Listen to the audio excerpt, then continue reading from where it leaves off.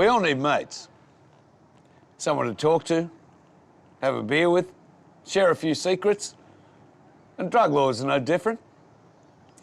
In late 2004, police got a call from a bloke claiming to be best mates with someone he called the Cocaine King of Australia.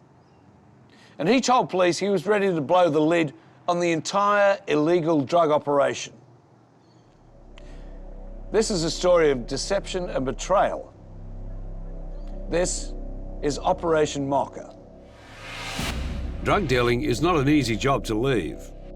Generally, there are only two ways to get out of a drug syndicate: be arrested or become an informant. In December 2004, police meet a mystery caller who says he's part of a drug cartel and wants out.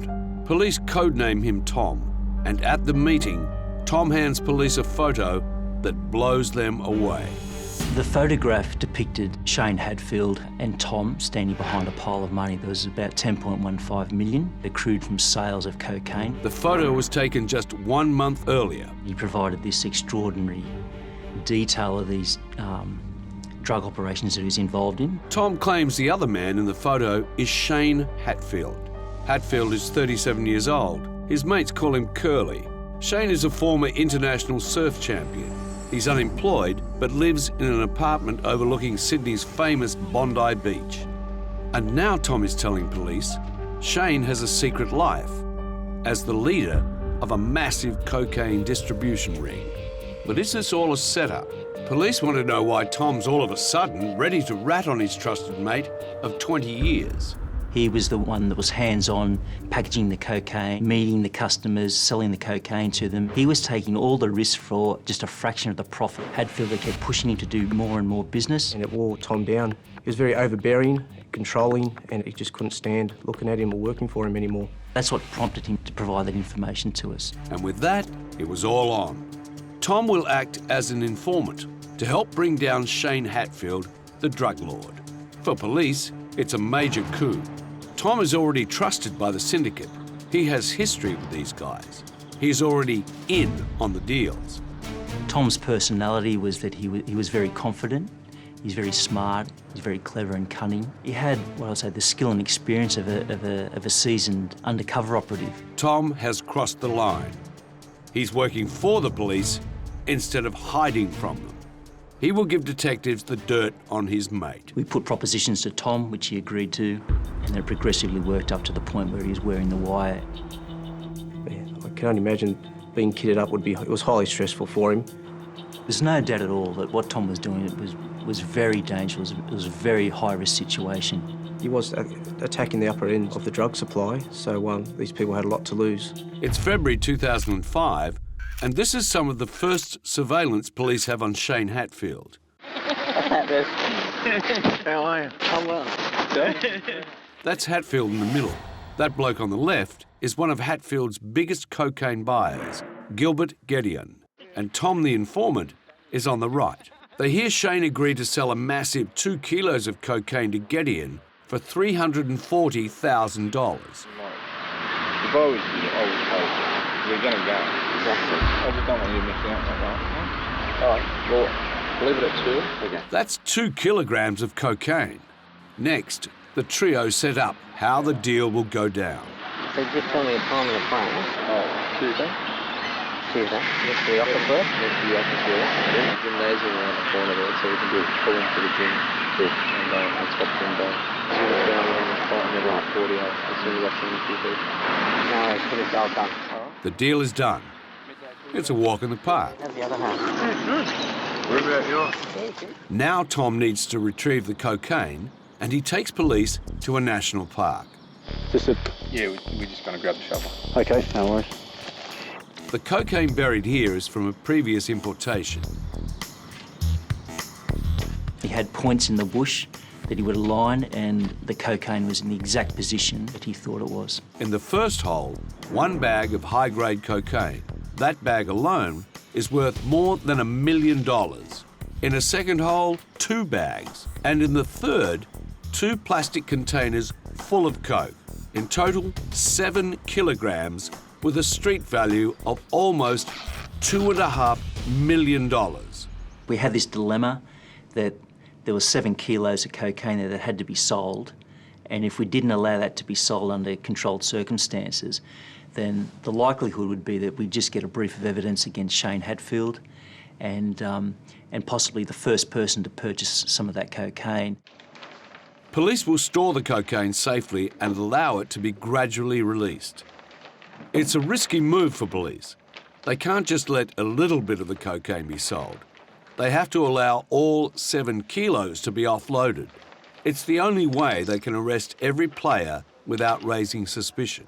We just wanted to more or less negate the whole syndicate.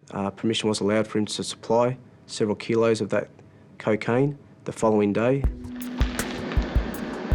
It's about 4 grams short, that one. Tom is Shane Hatfield's delivery boy. He will get the cocaine to the buyer and get the cash back to Shane. When purchasers buy that cocaine, it's in the block form. They think it's more of a pure form. Time is now 10:53. Both of those kilos have been prepared. The very next day, Tom is ready to sell the cocaine to the big buyer, Gilbert Gedeon. Gedeon arrives at the agreed location to meet Tom. Meanwhile, detectives are in position. This is actual police footage. That's Gedeon, the drug buyer, getting into Tom's car. Tom's wearing a wire. How you doing? I just got it in 2 shoeboxes. How much you got? 3. That is $300,000 for 2 1-kilogram blocks of cocaine. The deal is done, and now Tom has to get the money to his boss, Shane Hatfield. Have a good day. Police follow the money trail. The bag with $300,000 worth of dirty drug money in it is passed from Tom to Shane. But there's no rest for the wicked. Another drug order is placed. Tom has to sell more cocaine, and this time he'll do it with an associate called Robert Paven. Robert is a broker.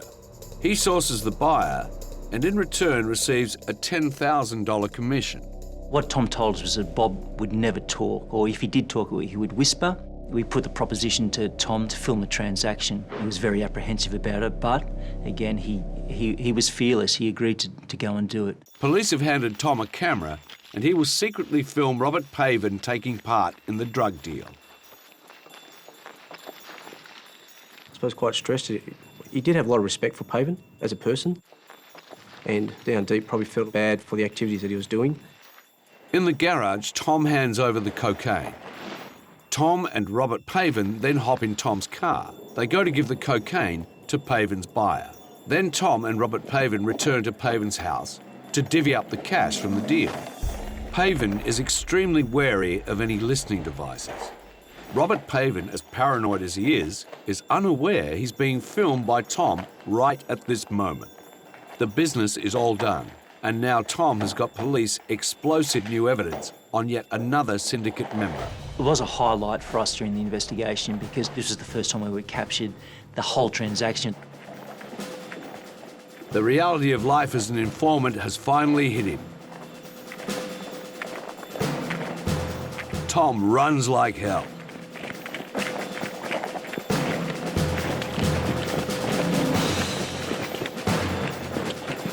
Police are in the middle of an investigation into a massive drug cartel. They're allowing their informant, Tom, to sell 7 kilograms of cocaine. It's the only way police can catch players at every level of the syndicate. He sold cocaine to a man called Robert Paven Have a good day. and a man called Gilbert Gedeon.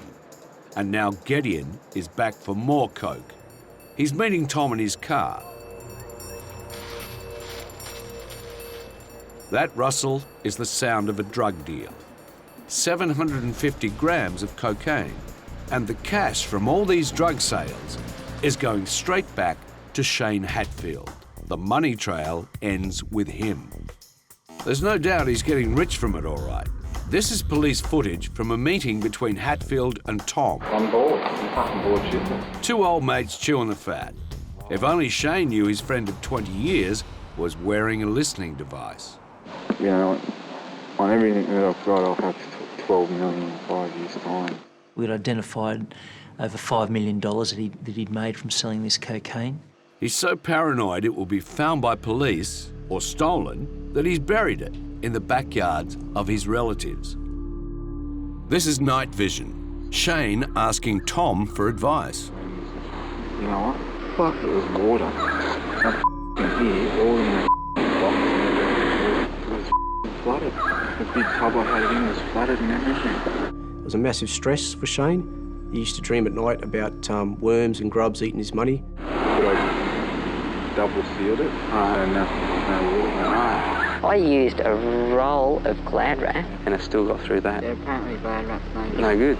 It gives police an opportunity. So as we came up with an idea to provide Tom to tell Shane that he had an avenue of getting money out of Australia to go into a Swiss bank account that returned a very good interest rate. So Tom sets up another meeting and sells Shane the idea of a Swiss bank account. Amazing place. It is against the law for them to tell anyone anything. They cannot even communicate between the branches.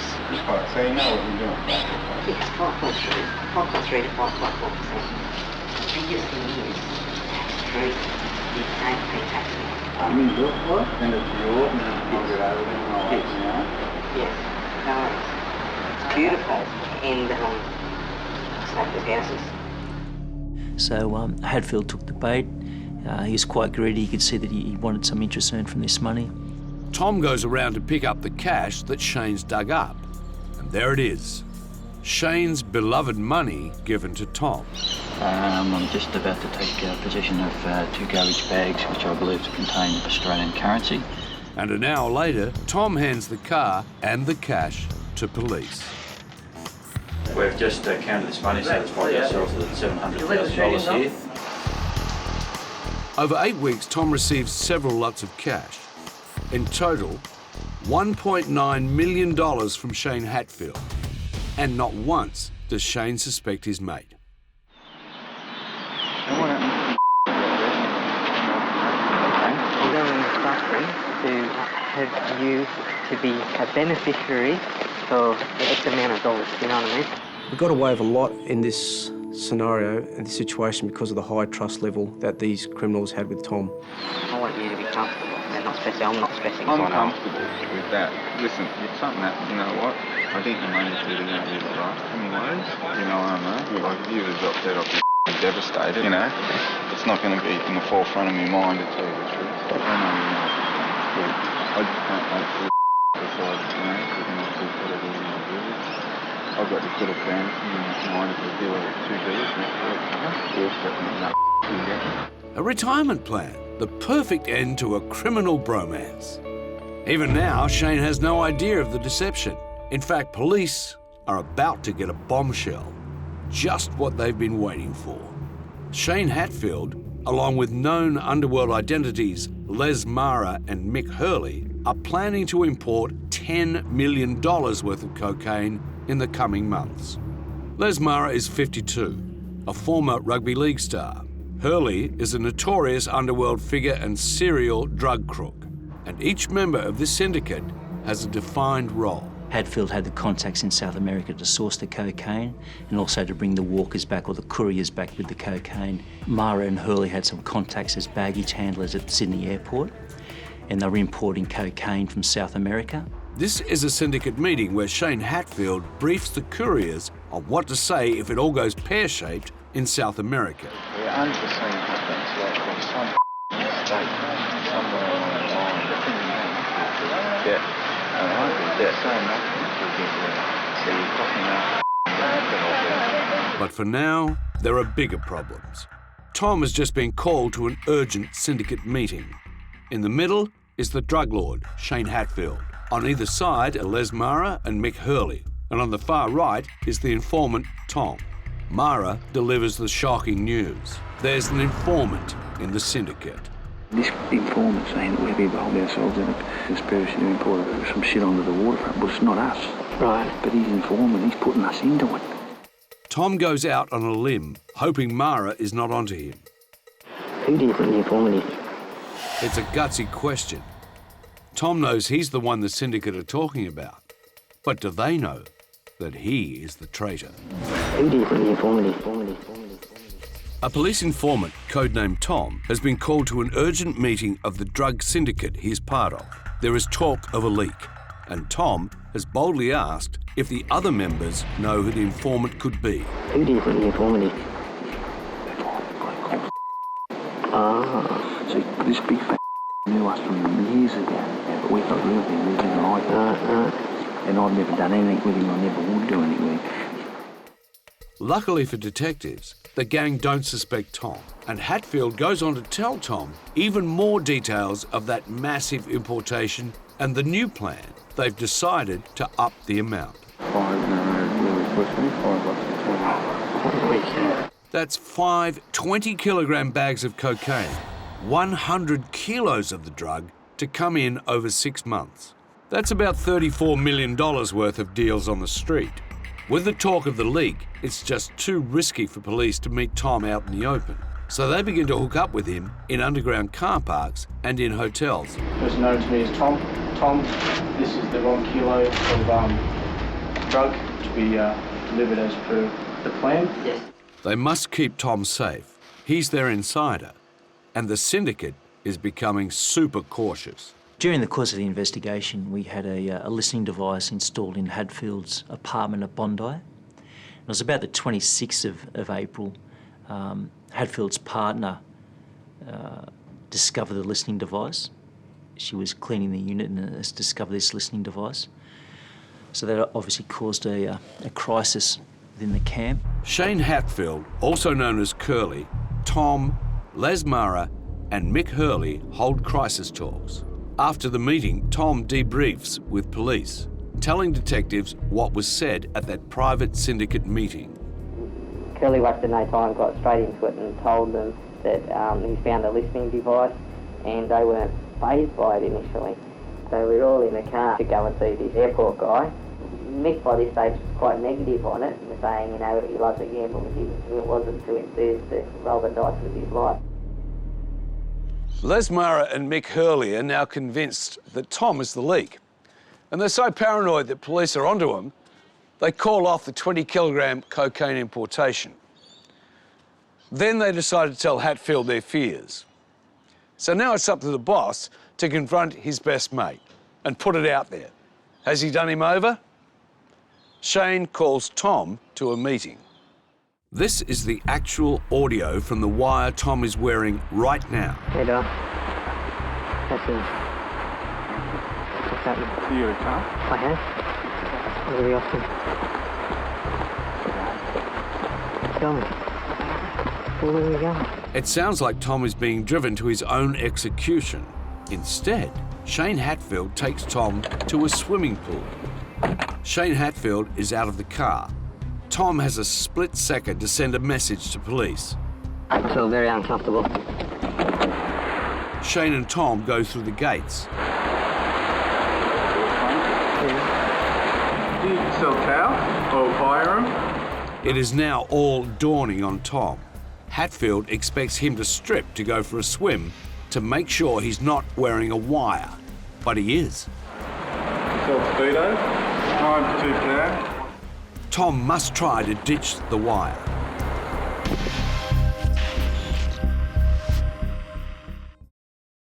Sell speedo, 9 2 cow. A showdown is about to take place. Shane Hatfield, a drug lord, wants the informant Tom to strip to go for a swim to prove he is not wearing a wire. But he is. So while Shane pays for the speedos, Tom has just seconds to ditch the wire without being seen. He rips the wire from his body and buries it in his pocket. Shane doesn't notice a thing. Tom just kept his cool, he was calm. He was actually quite fearless. He's just gone through the motions and said, no, look, I'm not a source. The pair swim and chat. Hatfield's mind is at ease. The wire, still buried in Tom's pocket, keeps recording. This is the actual conversation that took place. No, I'm happy. I was so hurt, I'm thinking, this can't be happening. It can't be true. It's not possible. He wouldn't do it. He wouldn't do it. This is the heaviest day of all. Heavy. The showdown between Hatfield and Tom here at the pool was just too close a call for police. Tom sold the 7 kilograms of cocaine he dug up, and detectives know that the huge importation that they heard the syndicate talk about is not going to go ahead. So 4 days later, 4 months after Tom first contacted police, 18 people are about to be arrested.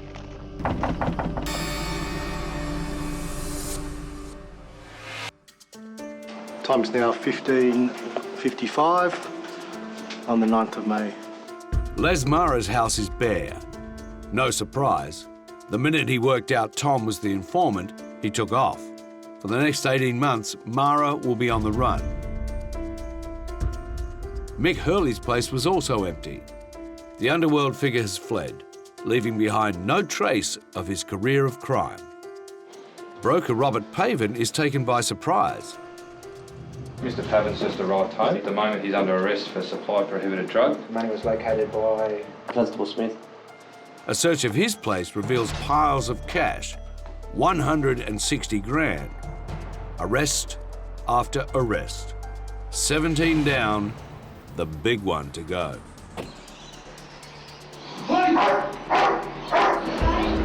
Ringleader and mastermind, Shane Hatfield. He knew they were coming and even writes a note begging police to not break down the door, to simply knock. There's no one in there, Shane? Definitely? The rest of Hatfield was very calm, probably the previous fortnight. He was highly stressed about something bad was going to happen to him. He just didn't know where or when and who, and he really struggled with the idea that could Tom be the person that might have given him up. And it's all too much for Shane Hatfield, and he starts hyperventilating. Just take him in nice and deep breaths, okay? Just get breathing nice and deep. You got a lot on your mind, champ. All right, I should leave him on. At exactly the same time, across town, police are raiding Shane's dad's house. Camera. Got a find here, boys. Good boys. It's more of Shane's buried loot, and just check it out. $1.2 million in cold hard cash, and it's all drug money. Tom the informant's betrayal of his mate is now complete. Police have their drug lord, one of the biggest Australia has ever seen. Les Mara pleaded guilty to importing and conspiracy to import and was sentenced to 20 years jail. Mick Hurley was arrested 9 months later. He died under prison guard just a month before his trial. Robert Pavin was sentenced to 12 years jail. Gilbert Gedeon was sentenced to 20 years jail. Shane Hatfield was sentenced to 24 years jail for his drug crimes. He has since been diagnosed as a paranoid schizophrenic.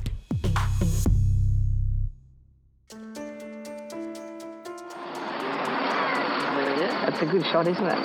Show the grandkids. Yeah. Can you tell us, mate? Oh, you're in bad light. Oh, no, you can't tell. You can tell that from me, can't you? Tom will now live with protection for the rest of his life.